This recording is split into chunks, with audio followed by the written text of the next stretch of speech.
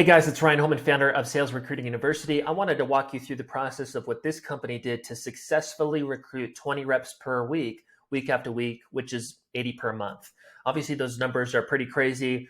I'd say 95% of the people that we help, they're not recruiting volume like that, but this company wanted to execute on that. And I'm going to tell you how they actually did that. Our traditional client is, onboarding a few reps here and there whenever they need to pump reps in and out of the company, whether it's direct to consumer or B2B sales. But here's the process of how this company successfully recruited 20 reps per week. First thing is it's a localized outside sales organization. It's a commission-based sales opportunity where reps, self-generate and close their own deals. Okay, kind of a hard opportunity to recruit into. One of the reasons, as a side note, which we'll dive into more later, is they had a really good foundation of leadership. So this had a pretty big geography. So they were in 4 sales offices, physical offices. All of these had a sales manager and 2 field trainers per office. So the company foundationally, from a leadership standpoint, was really dialed. And when you have the leadership in place, which again is another common thing, not with our traditional client, that's something that they need to get in the future. But when you have the leadership in place, it allows you to recruit more volume and get to your goals more quickly because you're able to delegate more training responsibilities. And if you have an opportunity like an all commission opportunity where there's not training pay or cash investment or leads getting invested into the opportunity, well, then you're really not limited on the volume of recruits that you can take on. You're just limited in your human resources and the time that you can invest into new hire training. But this company, obviously, based on their numbers, didn't have that issue. And so pretty big geography. It was a direct sales organization here in Utah. They had 4 sales offices in 4 different markets. In each one of these markets, we had a pretty solid advertisement plan, over $1,000 in ads. I think it was about $1,500 to $2,000 in ads per sales office to get these kind of results. Again, it's 20 per week across all these sales offices. Okay. So that's 80 reps per month. So each one of the sales offices ownership had a budget of roughly $1,500 a month to get them whatever leads came through the recruiting process. So in each one of those markets, we had an ad budget. Those were pumping through their own recruiting pipelines. So 4 different recruiting pipelines for each one of the 4 offices. And although the numbers didn't perfectly align like this, some markets recruited less probably, and some recruited more. But if you look at the average numbers of 20 per week across the whole organization, which is 80 a month in 4 sales offices, that means on average, each one of the 4 sales offices was recruiting 20 reps per month, times 4 is 80, or 5 reps per week. It's pretty good volume. And so here's what that process looked like.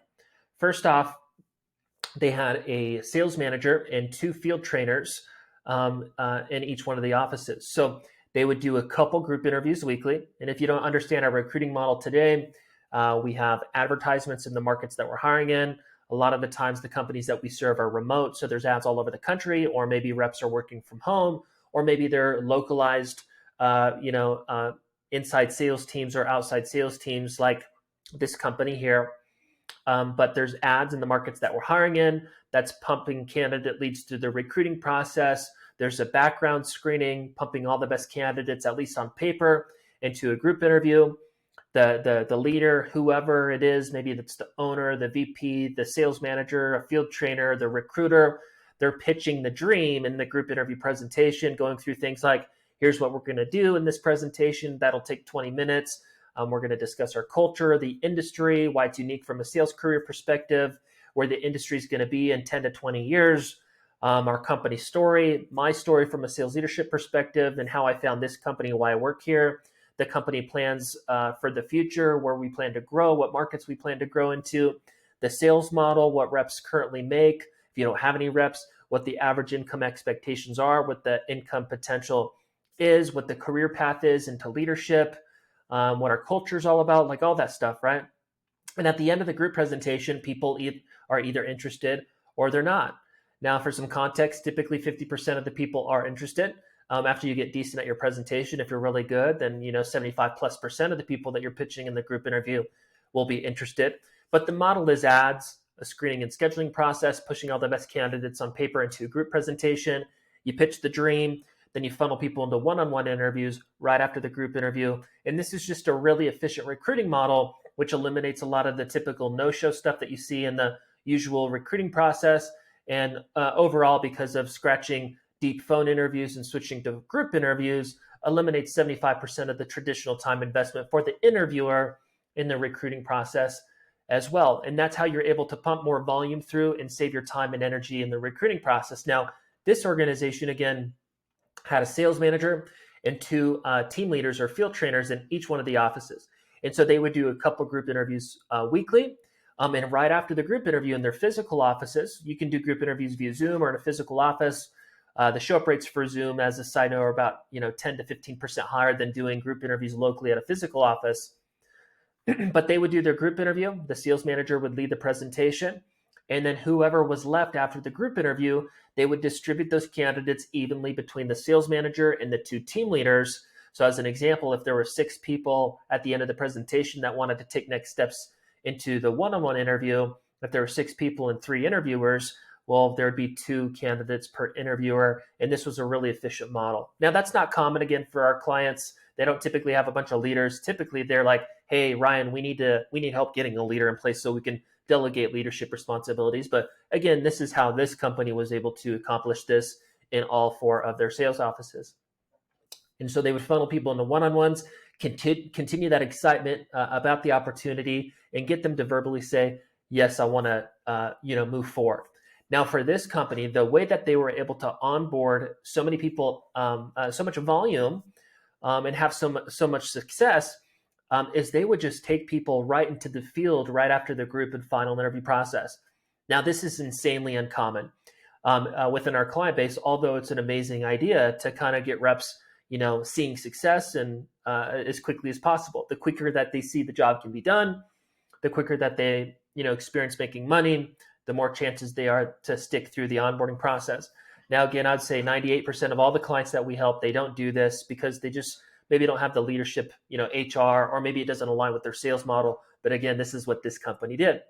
And so at the end of the one-on-one, if the candidate want to move forward, we would say, okay, let's go show you what the job really looks like live for 3 or 4 hours in the field, whatever it is today. Do you have the time? Most of them would say yes. And they would just literally take the candidates into the field and crank out for 4 hours and see, hey, can this person be on their feet for 4 hours?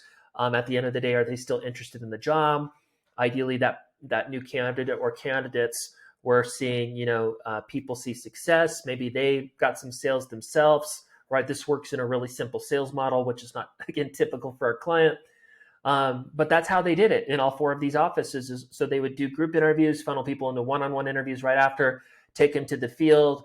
And at the end of the day, they would know either candidates are still really highly excited about the opportunity, which is good because they were just on the doors. This was a door-to-door sales organization for 4 hours.